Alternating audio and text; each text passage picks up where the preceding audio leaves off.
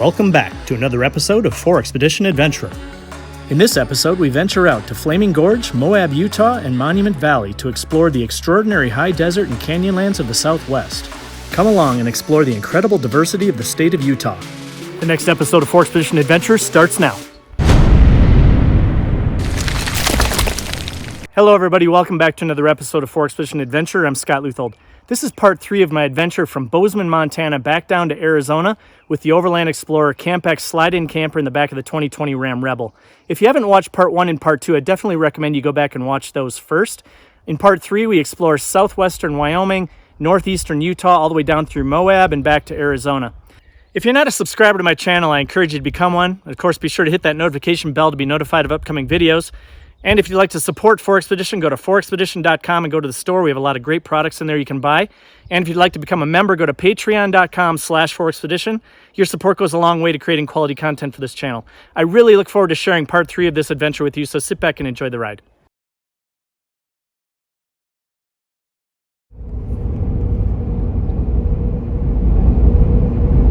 On the road again. Just can't wait to get on the road again. That was the first concert I ever saw when I was a kid, Willie Nelson. My parents were really into Willie Nelson at the time. So we went to the Wisconsin State Fair, saw Willie Nelson. Not too bad. Could have been worse. Willie had some pretty good songs back in the day. He was pretty cool. All heart.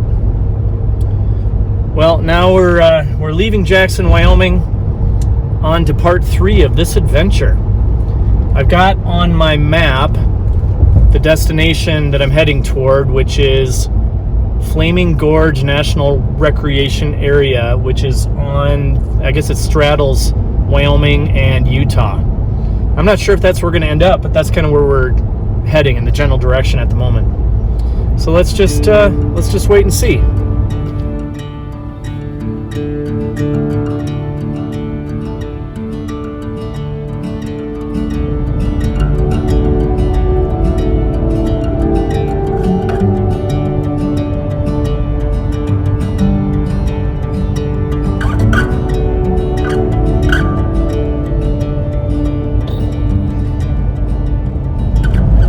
Driving this stuff for probably 2 hours now. I'm out in the middle of, let me look at the map. Oh, it says BFE, Wyoming. That's where I'm at. I'll send you the coordinates. But I just realized that I've seen 2 cars in the last 2 hours. And there's no home, so, well, looks like there's a shop of some kind over there.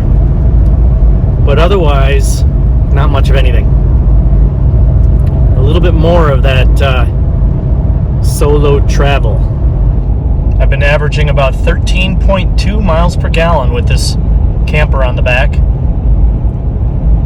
The car hasn't been doing a whole lot of gear shifting, so I think we're doing pretty well with the load weight. As you can see also, I've got almost 2,500 miles on the car already. I haven't even had it a month. But that's what this thing's for. And a little bit more of that. So some of you might be wondering why I chose to go to Flaming Gorge Reservoir of all places. Well, I looked at a map and I decided that I wanted to drop down the eastern border of Utah to get to Moab, Utah tomorrow morning. Spend some time around Moab on Friday and Saturday, and then drive the rest of the way home on Sunday. And so I looked at the map and it gave me a couple different routes. I found on the app that I've been using lately, which is Free Roam, that there were some free campsites around that reservoir, and it looked pretty nice, and it's out of the way. Probably will never go there again. And so I thought, heck, why not? I'll go there, and then I'll get up early tomorrow morning and I'll head down to Moab. So that's kind of the plan.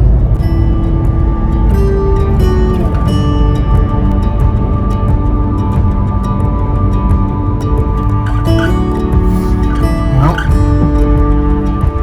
we've kind of gotten to the reservoir. And I could see across from the highway all the way down to the lake that it looked like there might be a couple of campers down here along the water. So we're gonna check it out.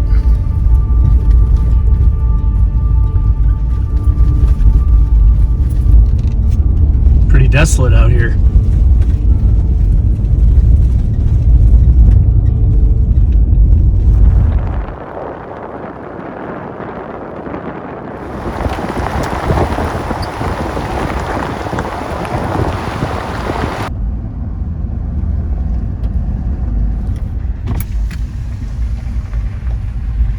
Look at that.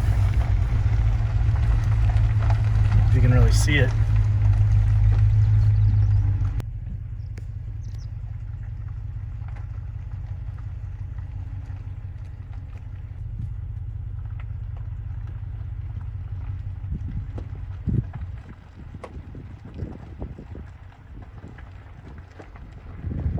Well, we have arrived, and we even managed to get here before sun went down.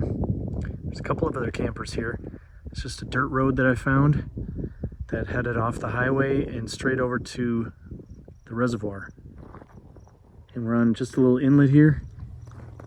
I'm out on a little peninsula, a rock peninsula. It's very quiet here.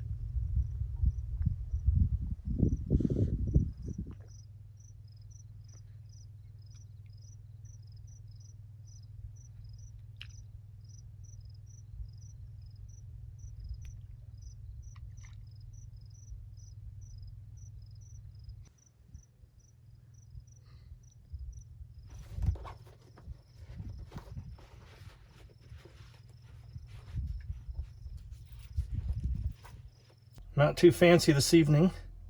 Gonna finish up the chicken. And like the guy that I am, I'm gonna cover it in beer barbecue sauce. And then I'm just gonna have some cheese curds, which are smoked cheese curds, another thing dudes like. And I'll probably have some veggies.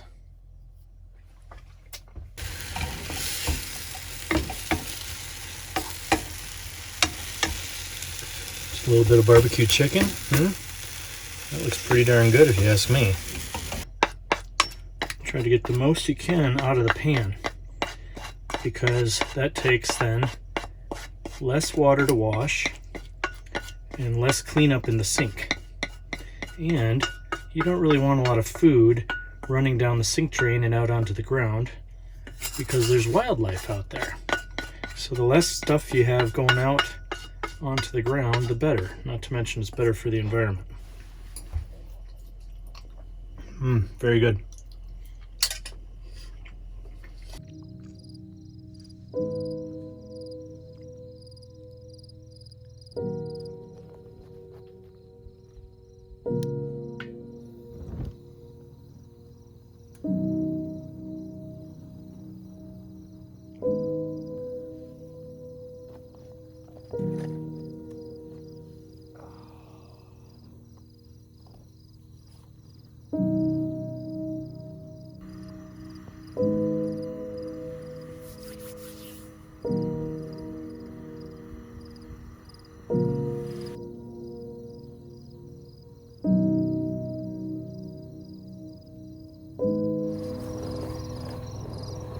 Wow, I really have to say, having that slide-in camper in the back of the pickup truck is like having a cabin all over the country. You know, I had a cabin up in the mountains outside of Bozeman. I had a cabin just outside of Big Sky. You know, I had cabins all over the place on this trip. Now I have a cabin on a lake in the high desert. Man, and last night I had a cabin at probably, I would say, about 8,000-9,000 feet in elevation with an incredible view of a pond and of the Grand Teton mountain range covered in snow.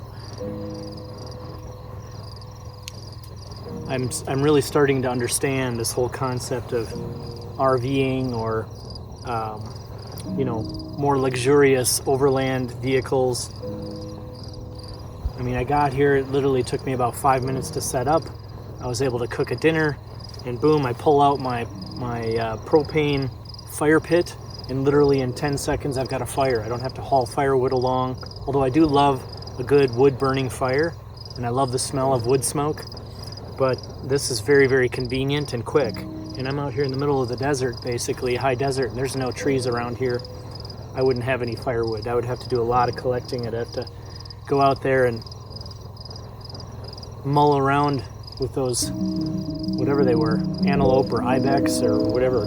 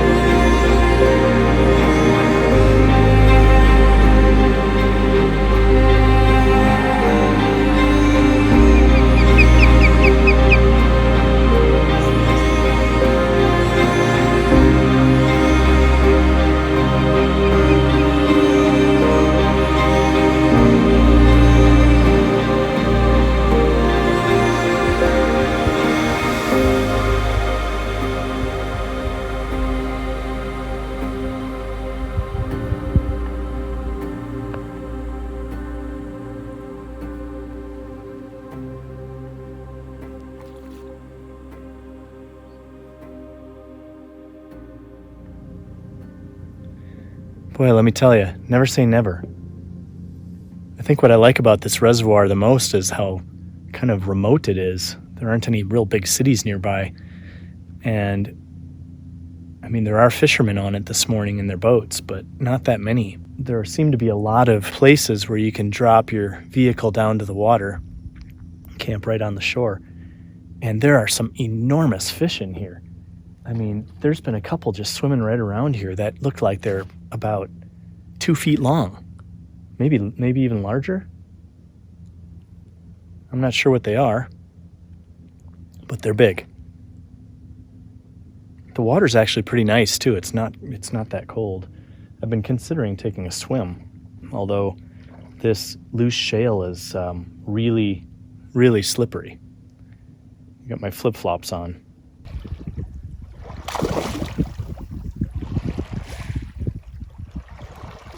Look at this. There's a bunch of fish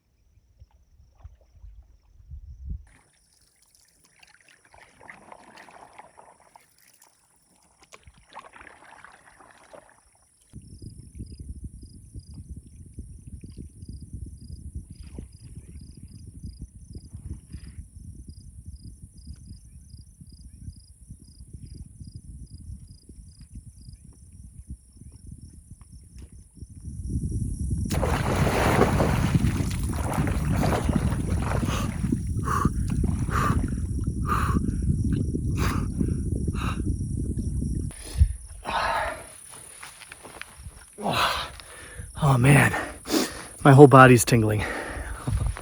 It's my bath for the day.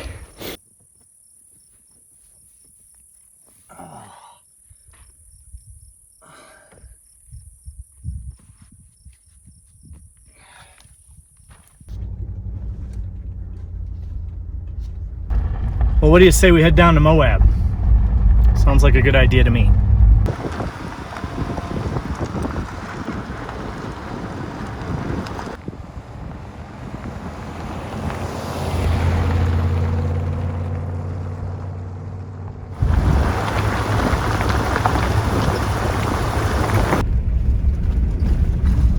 You see those mountains over there? I forget what they're called. I think they're called the Ashley Mountains or something like that. But those are directly east from Park City, Utah. And as I've mentioned to you before, my partner Amy and I rented a house in Park City, Utah for the month of July. So I plan on bringing this truck up there and this camper and doing some adventures out into that mountain range in July. And I'll be sharing some of that with you as well. Just passing through the town of Manila, which is just south of Flaming Gorge, and a pretty cool town actually. Very small, but after driving along all of that barren landscape, we just dropped right down into a green valley. And it looked like there were a lot of angler cabins there, and I saw a number of people getting ready to go kayaking, kayaks on the roofs of their vehicles. So a pretty sports-centric, progressive little town. Well, I have to say, I am really eating my words here. This whole area, Flaming Gorge, is absolutely beautiful, and I would definitely come back here. And not to mention, this whole area is filled with dinosaur bones and dinosaur fossils. And in fact, we're really close to Dinosaur National Monument. And I've always wanted to go there. I've never been, mostly because it's so far off the beaten path. I might actually go. So this is Red Canyon on the Green River. I was never really truly expecting to see something quite like this once I left Flaming Gorge. But I ended up going up into the Ashley Mountains. And then I came upon Red Canyon Lodge and followed the road all the way back, and there's a visitor center here that has this incredible view. I mean, I could totally see doing a multi-day paddleboard trip on this. There's plenty of places, it looks like there's plenty of places down here along the shore where you could probably pull out and maybe do a camp. It's pretty steep. Check this out, I just pulled off the highway just outside of Red Canyon Lodge on the main highway up in the Ashley Mountains, and I discovered that somebody built this really awesome shelter very recently, so I'm going to check it out.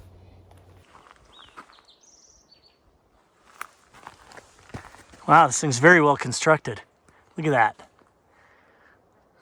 It's almost like it was a Boy Scout project or something. Boy, I wouldn't complain about staying in this at all. Whoever built this, kudos to you. Hopefully you see this video. Boy, that'd be very well sheltered.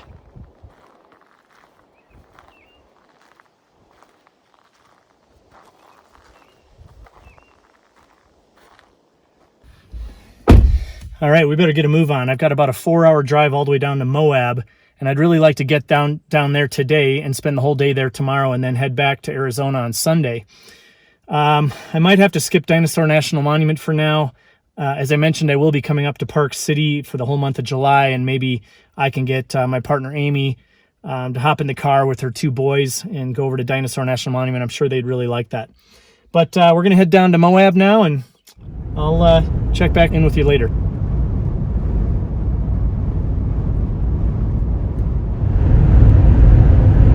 Little something something going on over there. Ever seen tumbleweeds before? They're coming out all over the place. You gotta dodge them. It's like a video game.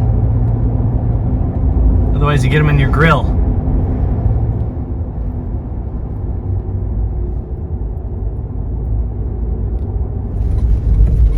Not a very welcoming day here in Moab. Started out nice and warm. It was like 91 degrees, and I came out of the grocery store, it was raining. Dropped down to 61. Now it's back up to 81. Well, we officially arrived in Moab to a pretty nasty dust storm, as you saw with the tumbleweeds going across the road, but I did find a good spot to camp. Before I came out here, I stopped in Moab and got some groceries. When I came out, it was raining, so it had cooled down pretty well, so it's not too bad outside right now. The wind's coming in from the southeast, so I'm able to open up the northwest windows and let some air flow in and keep these closed over here so we don't get any dust in here. I did just get done mopping the floor. You're gonna kind of have to do that with these campers, no differently than you'd be taking care of your own house. So I'm just gonna chill out. I'm gonna drink some beers, read some books, have some dinner, and then hopefully the weather will clear up and we'll have a really nice day in Moab tomorrow. You hear that sound, that high-pitched pingy sound? That's the rain hitting the top of this roof, because this roof is composite.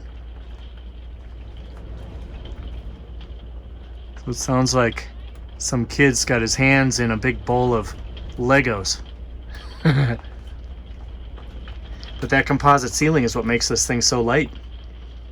And with the struts on the sides, it's strong enough, and with these hinges, this roof is strong enough to hold like a 250-pound person on the roof with the top up. They don't recommend you keep walking around up there, so it's not like you're gonna turn it into a deck or something like that, but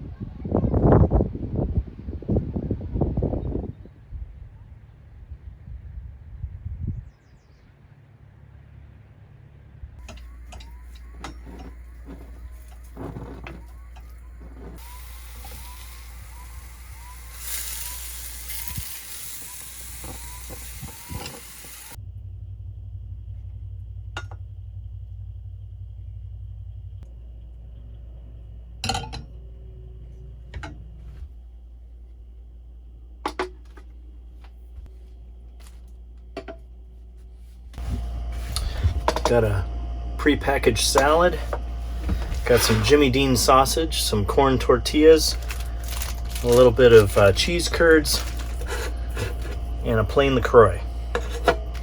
Nothing fancy, but it'll do the trick.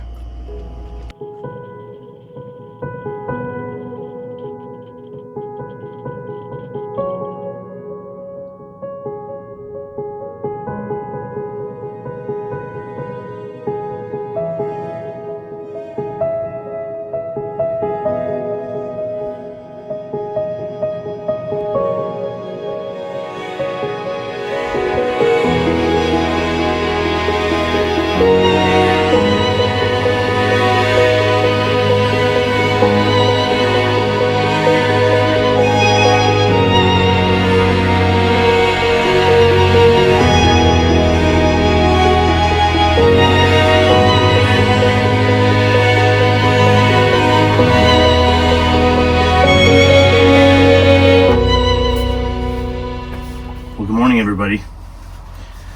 Boy, it rained like crazy last night, and there were some people not too far down the way in tents, and we had a windstorm, and it was rocking the truck pretty good. I can't imagine that those people had any sleep last night, so I'm up. It's around 7:30, and nobody else is up along the road here. Everybody's still sleeping, and I would imagine that's because their tents were probably shaking like crazy. They're probably worried about water running through their tents, things like that. But I slept like a baby. I just listened to the patter of the rain on the roof all night and the thunder. It was really, really nice. And I just can't say enough now about this Teton Sport Mammoth 0 degree 2-person sleeping bag that I put up here. Not only is it super warm, it's really, really cozy and comfortable. It's not down, it's synthetic, but it's really thick. So the sleeping pad that's underneath me, the mattress that comes in here, is a pretty decent mattress, but it's a little firm. But the bottom of that sleeping bag is so thick that it creates almost like a pillow top. Really comfortable. Well, it's still a cloudy day today, but the rain has subsided, so I think we'll try to get out there and do one of the trails out here. I've always wanted to drive the Schaefer Trail. I'm not sure if it's something that's safe to do after a pretty heavy rainstorm. I'm going to look into that before I go out there. But Shafer Trail is supposed to be a pretty incredible trail. Also, there's the White Rim Trail. And then right here where I'm at, there's a road nearby that goes up into the LaSalle Mountains. That might be really nice, although I've done a lot of pine forested mountains in the last couple of days. Maybe I'll stick to doing some kind of the Canyonlands terrain.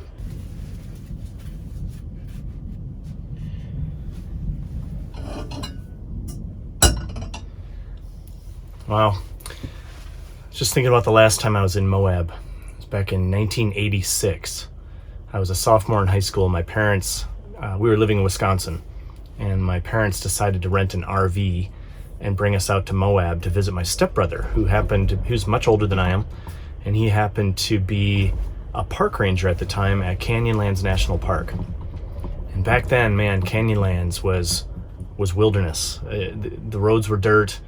Hardly anybody went to that national park at all. We went there in, I guess it was summertime, so it was pretty warm.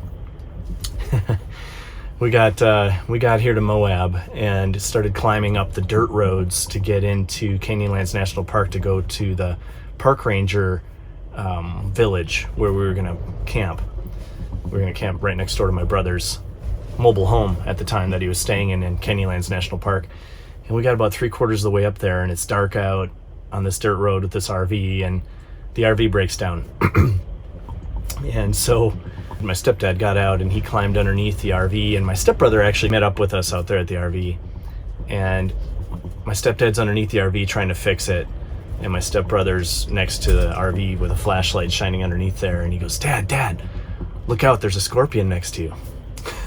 That was the first time I'd ever seen a scorpion, but it was underneath the RV with my stepdad as he was trying to fix the RV. Anyhow, boy, Canyonlands at that time was just wilderness, dirt roads. Nobody went to any of the scenic overlooks hardly. In fact, my stepbrother told stories about when he would have to patrol Canyonlands National Park at the time. He had a Ford Ranger. He would go out to the overlooks looking over the White Rim Trail, and there'd be people out there camping, nudists camping and sitting out there completely naked. He'd tell them, listen, you got to put your clothes back on. Can't do that anymore. But yeah, that was quite the time. Moab at that time was just a real small town. It was visited by tourists, and it was, of course, at that time it was the Center for National Parks as well. But man, I tell you, it was a much smaller town. It was much less visited, and very unlike it is today.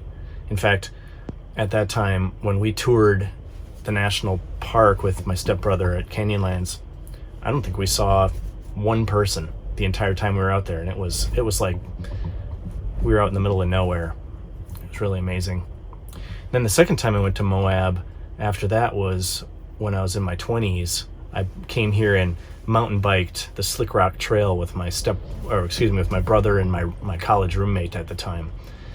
And then after that, I haven't been here in years. I've been to a lot of these national parks around this area, mostly south of here. Capitol Reef and Needles District and Bryce and Zion. And of course, I visited Monument Valley and places like that, but I haven't been to Moab in a long time, and I got here yesterday, and it's really different than it used to be. Things change, things grow. Edward Abbey wouldn't be too happy about it. He'd be out there with his monkey wrench trying to sabotage more of the construction vehicles. If you've never read Edward Abbey's books, pick up a couple of those books. Desert Solitaire is a good one, and then there's one called The Monkey Wrench Gang, where he talks about how they would go out and sabotage the earth movers that were trying to put in paved roads at Arches National Park back in the day.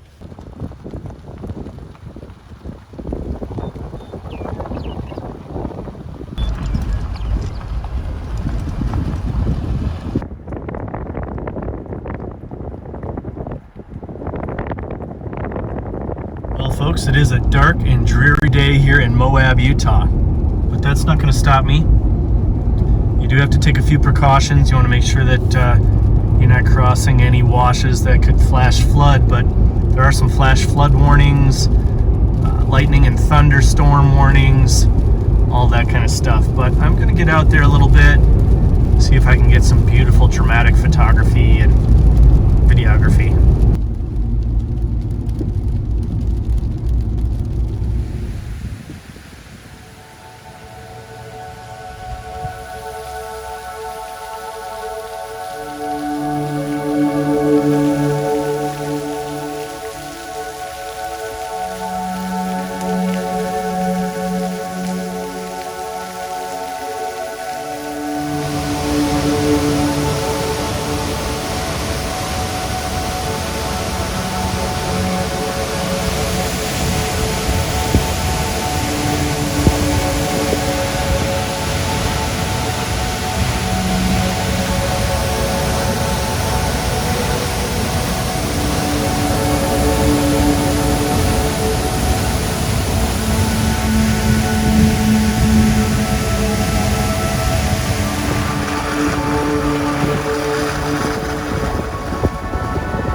So as it turns out, Canyonlands National Park is free today. I'm not really sure why, but the park ranger just handed me a map and said, have a good day. I'm now heading down to the Schaefer Overlook.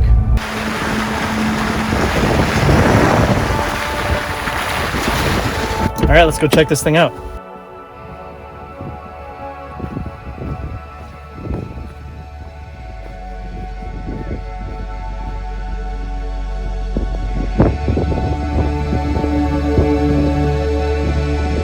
Looks like that's part of the Shafer Trail over there. It looks like you drive around that ridge to go down.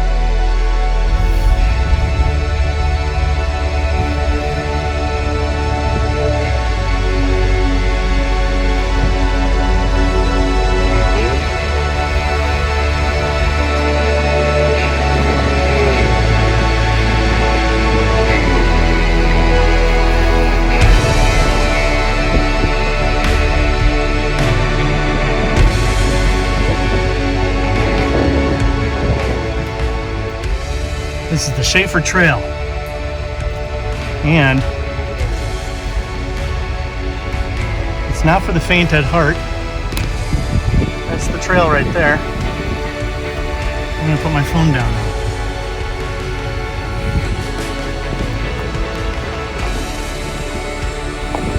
First switchback. Doesn't look too bad. Not too muddy. Made some new friends there with that Jeep in front of me. Give me a little more confidence. I didn't want to be going down this necessarily by myself.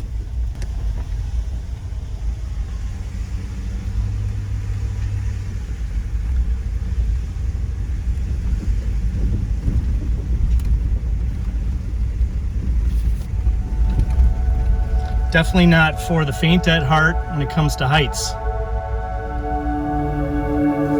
I had to do a bit of a Y-turn on that one. The truck's a lot longer than a Jeep.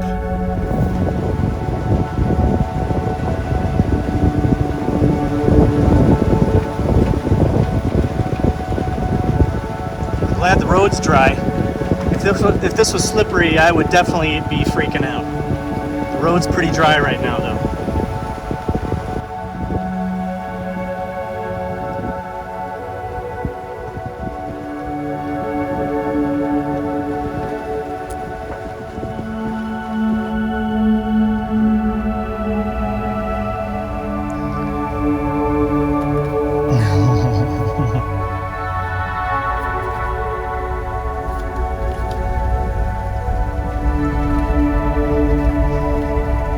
Driving the Schaefer Trail with a short camper.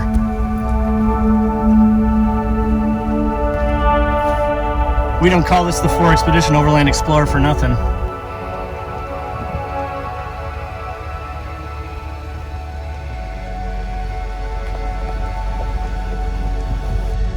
Another switchback. I gotta take these really wide. I don't want to have to do a backup like I did on the first one.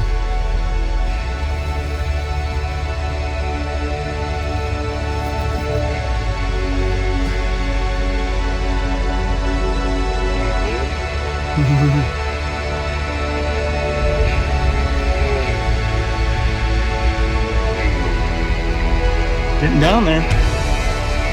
Only a couple more switchbacks left.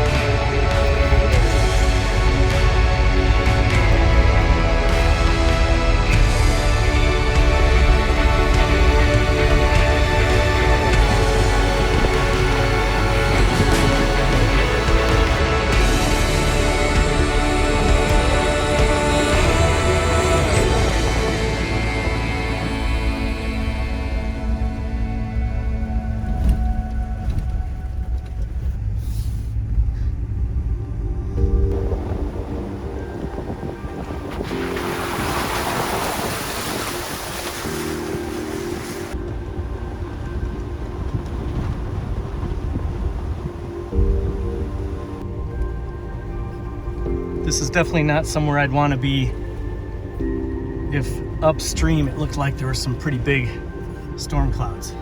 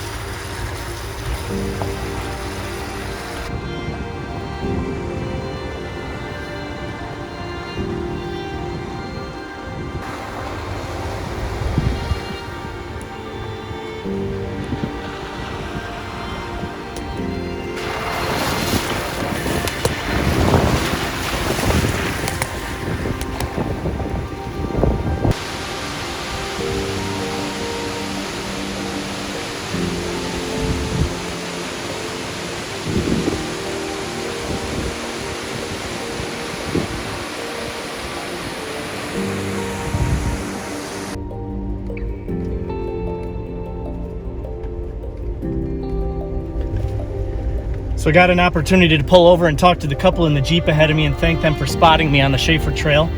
Names are Sean and Shaylin from Salt Lake City. Turns out it's their anniversary this past week, and it's Shay's birthday as well. Happy birthday, Shay. Really appreciate it, you guys helping me out. Anyway, I hope you watch the channel, and if you watch this episode, definitely be sure to comment below. I'd love to hear from you. This is that stream where the waterfall was. As you can see, it comes down here, feeds into this much, much larger river.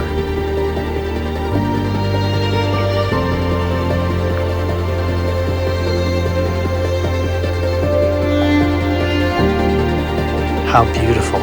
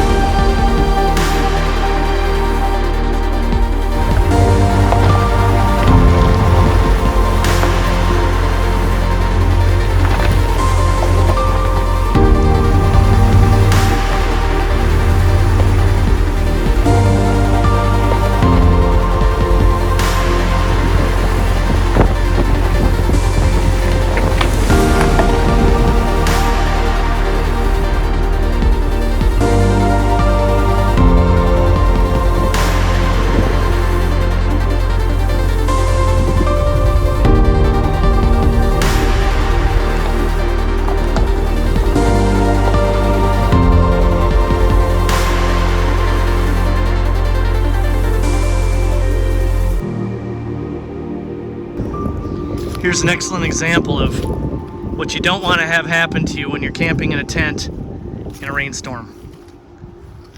Oh boy. This is a pond, and in the middle of the pond is a really nice REI tent. A couple of hammocks over there. Looks like somebody maybe was having a nice fire the other night. This is a disaster. You're sleeping in your tent and there's a storm and the wind's blowing, your tent's blowing all over the place, all of a sudden you start feeling water. That's got to be at least 6 inches, 7 inches deep on that tent. That is not the campsite that you want to have.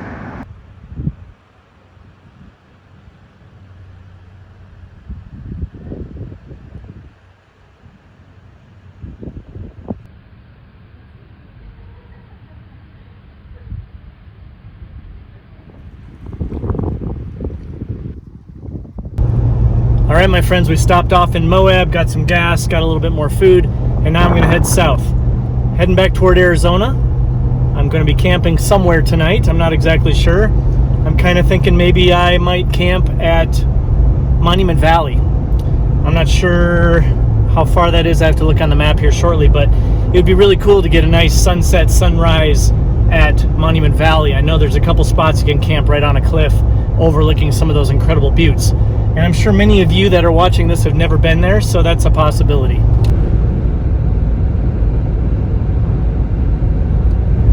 Well, folks, we just came up over a hill and Monument Valley is now in view. It's probably about 40 miles away. about this for an iconic view?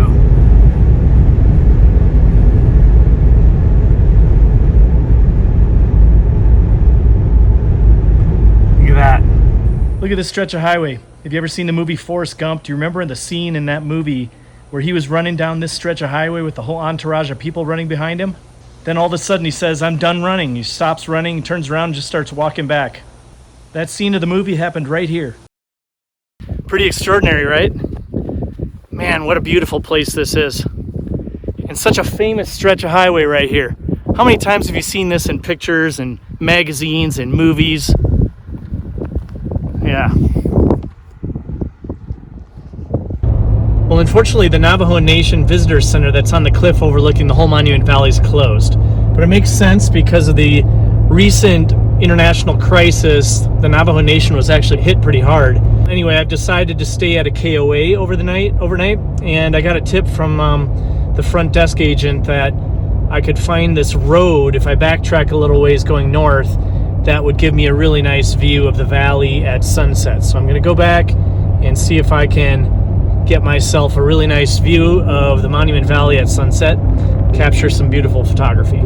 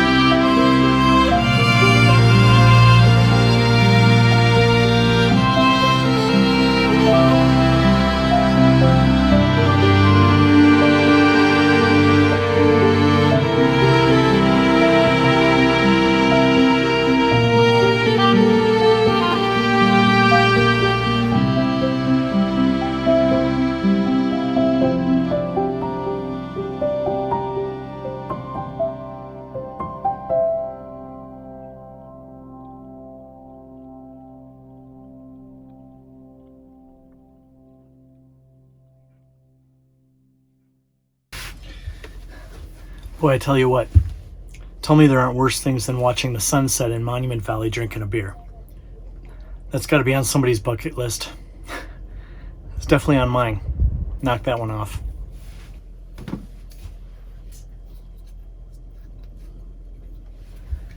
May as well use up the barbecue sauce. Tomorrow's the last day.